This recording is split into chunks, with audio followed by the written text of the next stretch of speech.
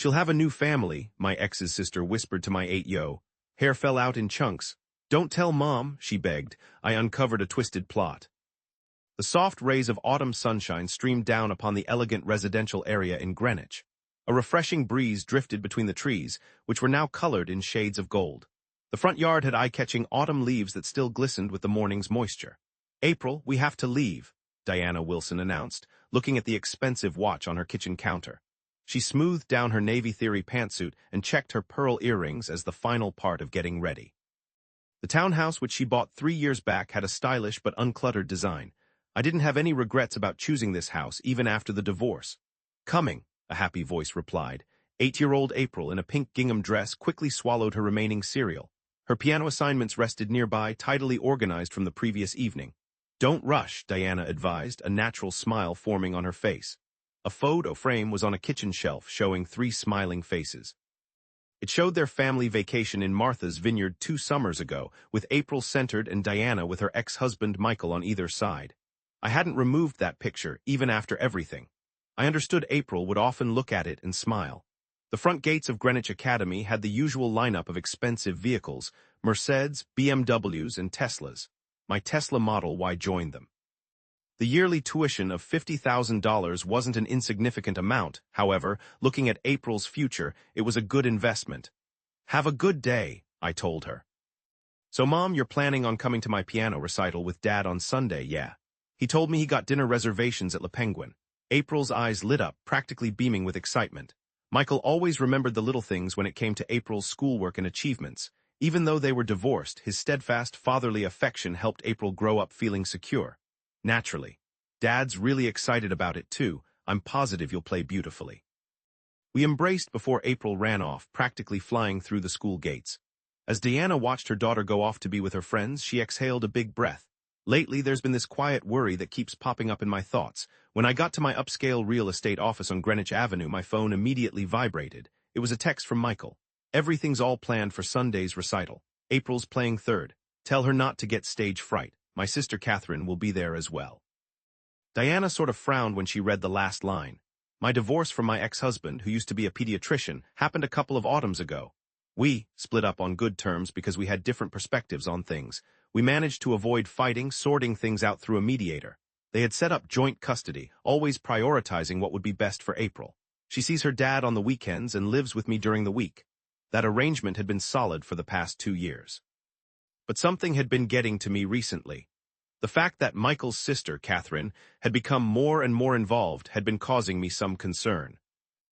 Catherine, am married to a rich investor, and I live a comfortable life in Greenwich's best area, plus I'm a Vassar grad and a total perfectionist.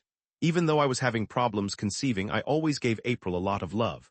Lately, she's been popping up in our weekend plans more often, I get it. Diana said, see you in the green room, as she was looking outside. The sun of the season was shining brightly on the glass buildings downtown. It was going to be a hectic day ahead.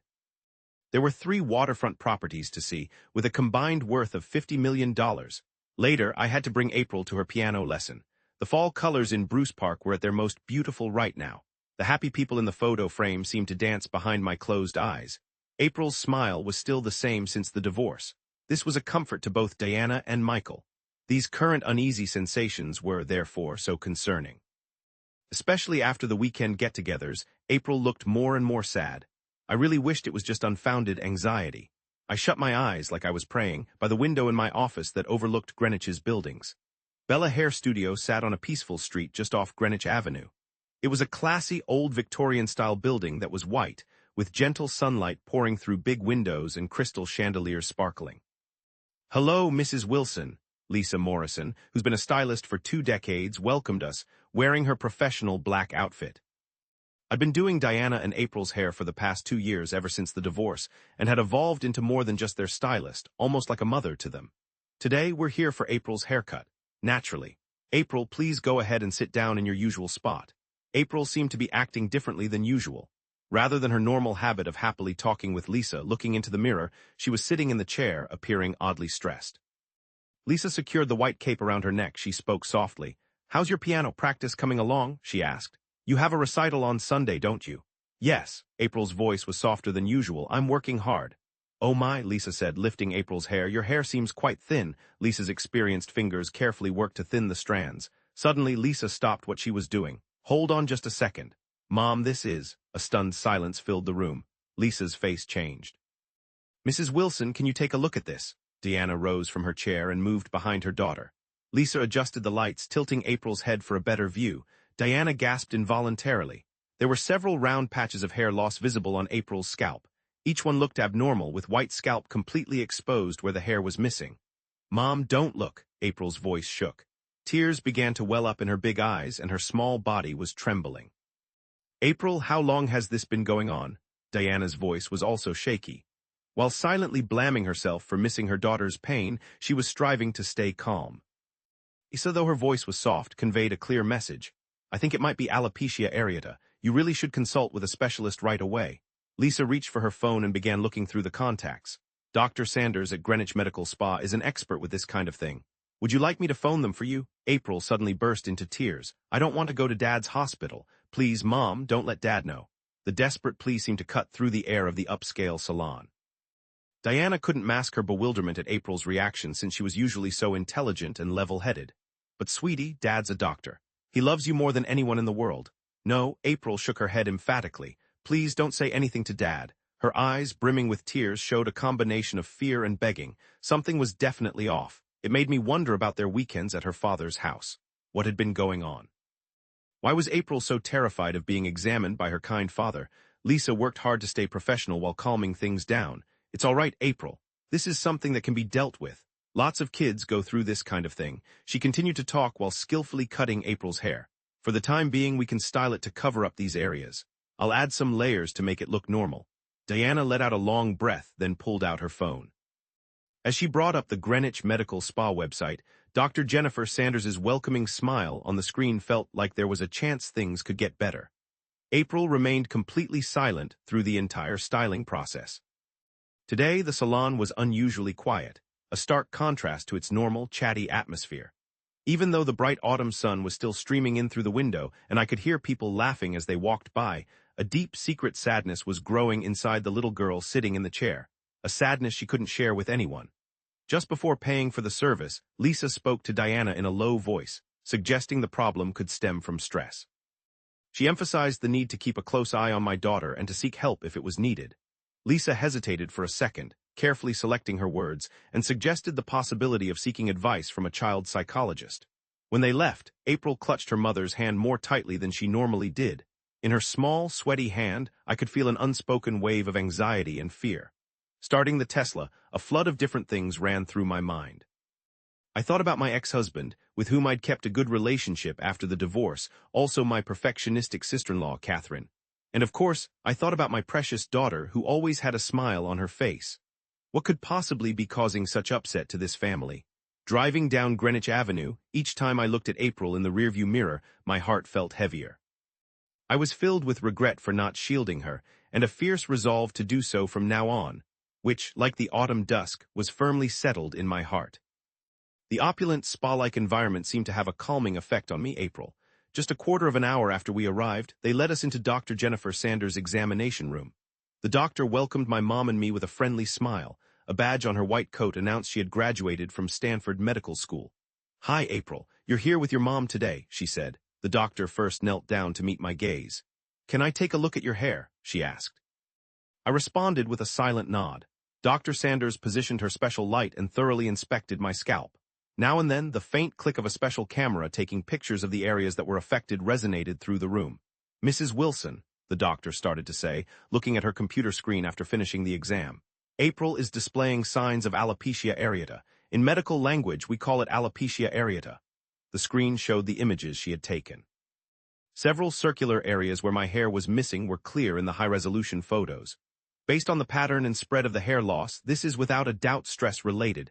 It's an autoimmune reaction where the immune system targets the hair follicles," she stated. My mom gasped. "Stress? But April," Dr. Sanders continued in a calm tone, "this isn't unusual for kids her age." Still, the magnitude of these symptoms appearing so quickly means something must be causing a great deal of stress. The doctor then spoke to me softly. "Would you mind waiting outside for just a minute? I'm going to tell you about a sweet teddy bear." The minute April walked out, Dr. Sanders' face grew stern. "Mrs. Wilson, are there any new things happening in your daughter's life lately? Is there any trouble at school or anything different at home? I got a divorce a couple of years back, but things have been consistent since then. My ex-husband and I get along. She goes to his house every weekend. Yes, every other weekend. Does April ever mention those visits?" Diana thought for a bit. "She's been talking about them less and less lately. When she comes back, she seems a little down." After a pause, Dr. Sanders carefully considered what she wanted to say. "Mrs. Wilson, I'd like to suggest you take April to see a child psychologist.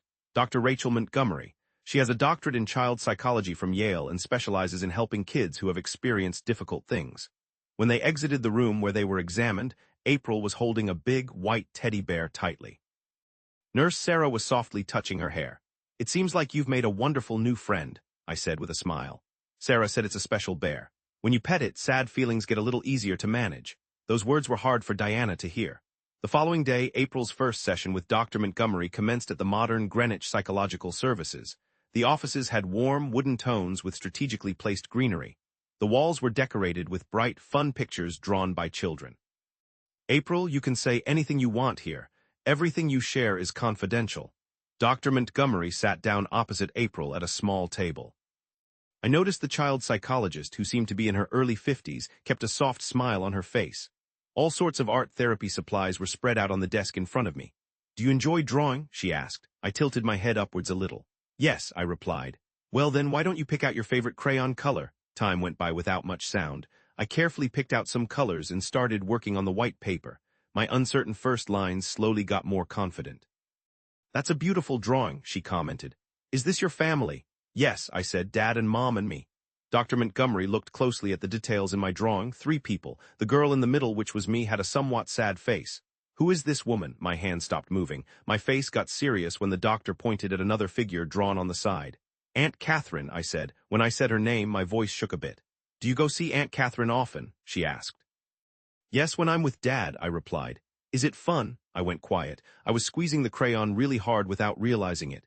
"April, remember I promised that whatever we talk about in here stays private. I won't tell your dad or Aunt Catherine." I slowly looked up at her. Tears were shining in my big eyes. "Aunt says this is our secret." "What is?" she asked. "About Dad's new family." The doctor's eyebrows moved a little when I said that. "New family, Aunt's family."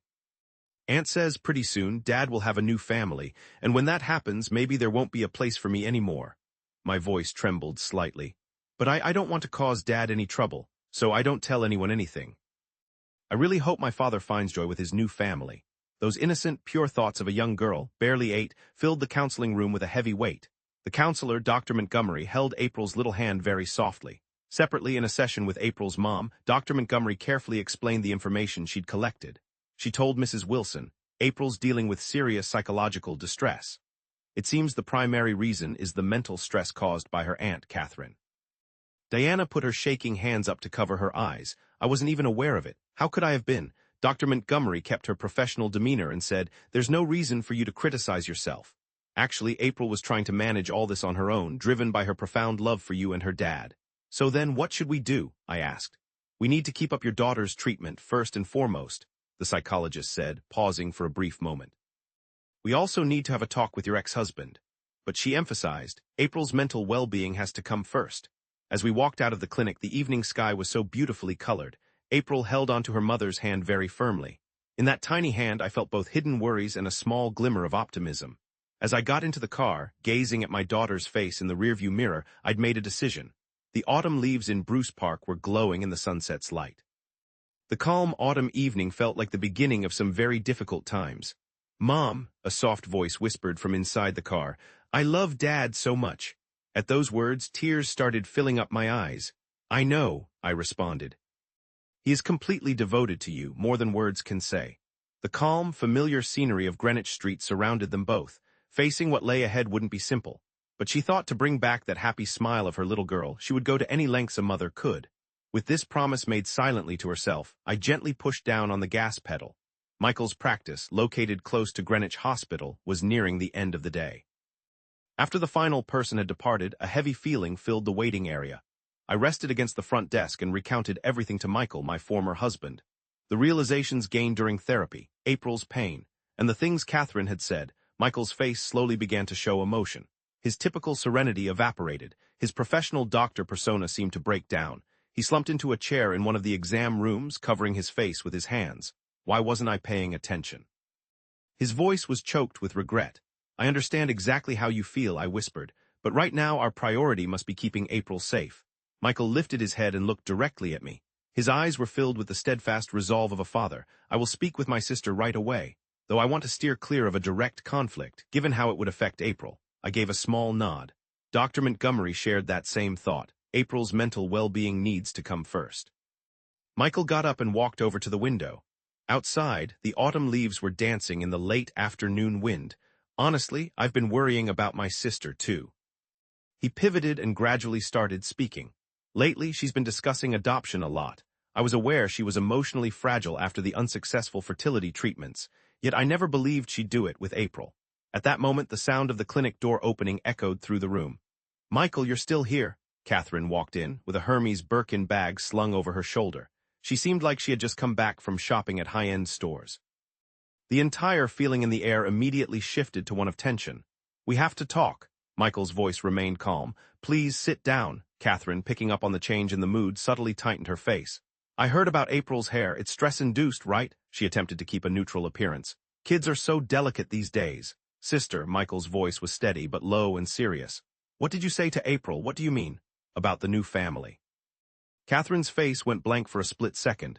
"Really? April didn't?" Deanna stepped forward. "Catherine, why did you say something like that? She's only 8. Catherine's voice started to shake. I just, suddenly tears streamed down her face. "I wanted to be a mother also. For more than a decade, there were constant fertility treatments. IVF, everything failed." The impeccably dressed, high-fashion woman slumped down in a chair. "Each time I see April, it's a reminder of the joy I can never have." Michael moved closer to his sister and gently placed his hand on her. "I comprehend. You're hurting, too." "Hurting a child is never okay, though. What have I done?" Catherine's body was trembling. April, such a precious little girl. At that point, the clinic's rear exit was slowly opened. Dr. Montgomery walked in, holding April's hand. They'd arranged this entrance. April flinched for a second when she spotted me, her aunt. Yet with Dr. Montgomery's kind prompting, she slowly moved closer. "Aunt Catherine." A tiny voice resonated throughout the quiet clinic. I glanced upwards. My mascara was running and my eyes were puffy and red. "April, I'm so sorry." My voice caught in my throat. The image of this flawless woman was starting to completely fall apart. "I love Dad so much," April went on, her voice shaking. "But I also love you, Aunt Catherine." Those words shocked everyone in the room. Michael cautiously came closer to his daughter. He knelt down so he could see directly into April's eyes. "April, you are my most valued treasure. But even if Dad gets a new family, no matter who joins, you will forever be my precious daughter." Michael wrapped his arms around his daughter tightly. Tears poured down April's small face. Dad. Standing near them, Catherine slowly stood up. With her ruined makeup, she turned to Diana, her sister-in-law. "I'll get some therapy. Dr. Montgomery, could you help me with that?" The psychologist simply nodded her head. "Let's start finding new solutions, including the possibility of adoption." The setting sun outside the window was turning the sky a brilliant red. Lengthy shadows were spreading across the roads of Greenwich. In the clinic, a new chapter in a tiny family's life was quietly unfolding. "Okay, should we head back?" Michael tenderly dried the lingering tears on April's face. "What do you say to dinner tonight? I secured a table at Le Penguin." "Really?" April's face brightened. "Yes, let's go," Diana replied with a happy grin. "Catherine, you too, please." Catherine looked uncertain, but April reached out her little hand. "Aunt, will you come with us?" At that innocent smile, tears started welling up in Catherine's eyes once more. However, these were tears of fresh optimism, not regret. In the car on the way to Le Penguin, April sat nestled between her mom and dad. Her tiny hands held tightly onto both her father's and her mother's. In the back seat, Catherine was quietly smiling. Greenwich's streetlights were starting to come alive, one by one. The fall evening was slowly starting to feel like winter. With the changing of the seasons, a new family's connections were definitely taking root. Dr. Montgomery stood by herself at the window in Michael's clinic. "The road to healing has just begun," she murmured softly. "But this family will definitely be okay."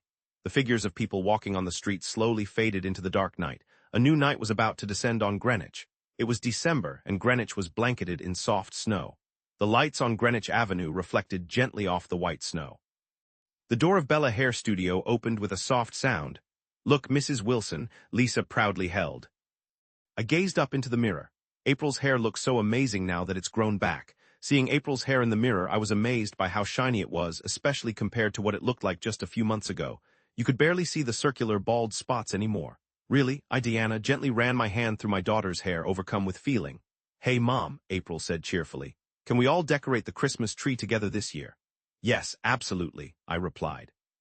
Frequent therapy sessions with Dr. Montgomery, repairing the relationship I have with Catherine, and most importantly, the slow mending of April's heart. Those 3 months had brought about such a substantial transformation for all of us. My daughter and I were having fun doing some Christmas shopping at Richard's upscale store. April was thoughtfully picking out a gift for her father. Dad always uses his stethoscope, I thought. How about this? April asked, pointing to a stethoscope case crafted from beautiful leather. That's perfect. Dad will absolutely love it. In the window next door, I could see Catherine's reflection. She was watching us from a little ways away. She too had slowly changed over those 3 months of therapy. Catherine, I called out, would you like to help us choose? After a moment of pause, Catherine slowly came closer.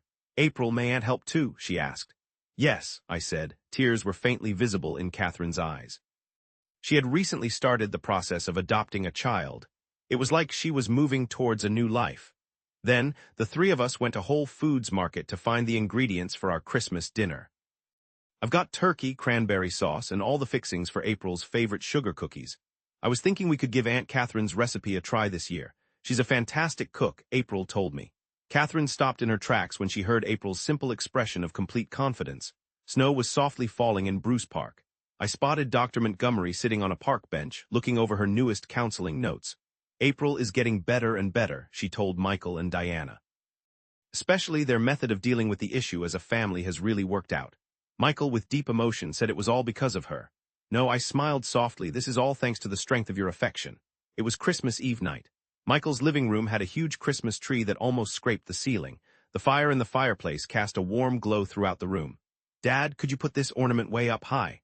Michael carefully put the red star April gave him on the very top of the tree. Diana was making hot chocolate, and Catherine was putting out homemade sugar cookies. Okay, everyone, let's gather together for a second. Michael got everyone to come together in front of the fireplace. I began quietly. This year has tested all of us in many ways. However, he continued, through these struggles we discovered what true family really means. Was tucked between her mom and dad. Catherine, even though she kept a little space, was definitely part of the family with her presence. Dad, look, it's snowing. I ran over to the glass. The Christmas snow outside the big window kept coming down softly. The snowflakes catching the light were glittering like precious stones. Why don't we take a picture? Diana said. I'll do it, Catherine offered. No, I said, shaking my head. Aunt needs to be in it too. We can use the timer. Catherine looked really surprised. You really think so? Absolutely, Michael said, putting his hand on my sister's shoulder. You're an important part of us. The timer started its countdown in front of the fireplace. Smile. The instant the flash went off, everyone's expressions were frozen in time forever. Outside the window, the snow continued to fall without a sound. The streets of Greenwich were completely covered in a white Christmas blanket. A fresh family photo was now sitting on the mantel over the fireplace. It showed even more loving smiles than before. There were Mom, me, and Catherine. We were a family connected by even tighter, deeper bonds after everything we went through. Mom, I said, holding my hot chocolate in both hands. Next year's Christmas is going to be even better, isn't it? Yes, it definitely will be. Dr. Sanders wrote the final line in my chart at Greenwich Medical Spa after my last checkup. It read, April Wilson, alopecia areata cured, fully recovered psychologically thanks to her family's love. At Todd's Point Beach, the cold waves were softly reaching the sand. Out on the distant horizon, the sunrise of a new year was about to appear. I sensed a year brimming with promise beginning in Greenwich, though it was a hushed start. I was reflecting on my own experiences, particularly the times I felt most alive. I've been pondering my own life lately, especially when I felt at my most vibrant and engaged with the world around me. I realized that these moments weren't necessarily filled with grand events or achievements. It struck me that these times weren't always defined by significant accomplishments or major happenings. They were the small, seemingly insignificant things, the moments that most people would probably overlook. Instead, they were those little details, the seemingly trivial happenings that most folks might easily miss. The way the sunlight hit the water on a specific afternoon, or a song that perfectly captured a specific mood. For example, I was thinking about how the sunlight hit the water on one particular afternoon, or a song that perfectly expressed how I was feeling at that moment. I began to think about how to find more of those experiences in my life. I've been wondering how to weave more of those experiences into my daily existence.